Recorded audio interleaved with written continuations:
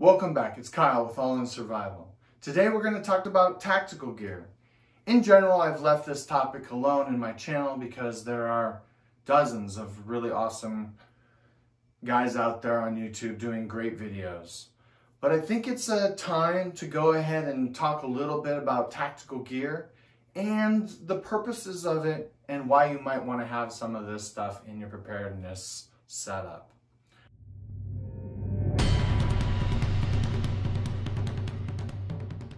Next, we'll get into the battle belt and the different styles that are out there and why I selected this one.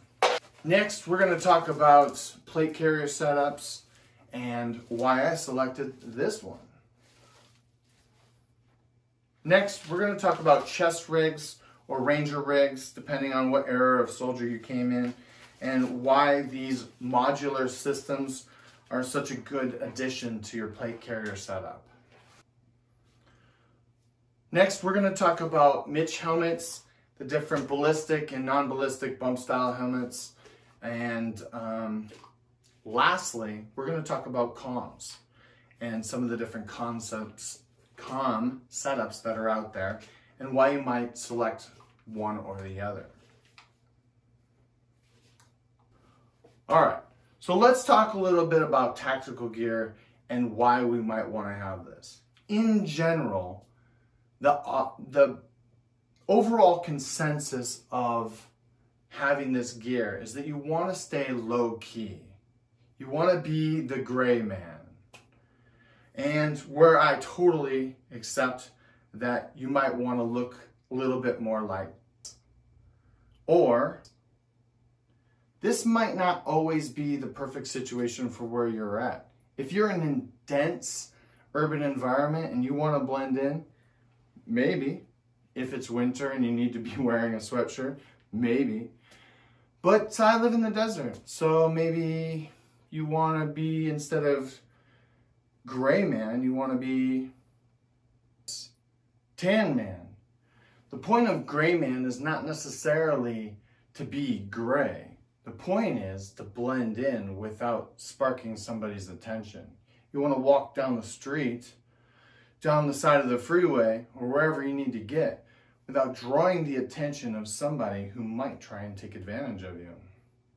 Now, that being said, if this is blending in, when is it appropriate to wear this? Now, that's the big question. How far and how quickly do you take it? Do you stay like this? What does this say to your neighbors?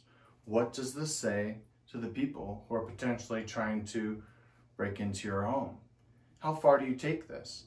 Do you move it up? Do you go from this to this, right? What does this say to people that are potentially trying to harm you? Do you take it from this to this? Do we take it here? What does this say? You have to be aware of what's happening around you and why you might move from one section to the next.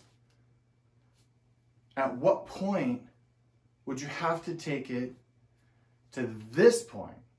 And at what point do we go this far? This is a personal choice.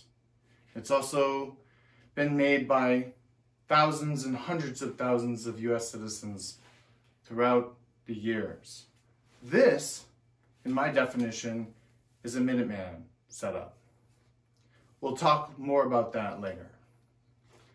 But for now, all right, we're back.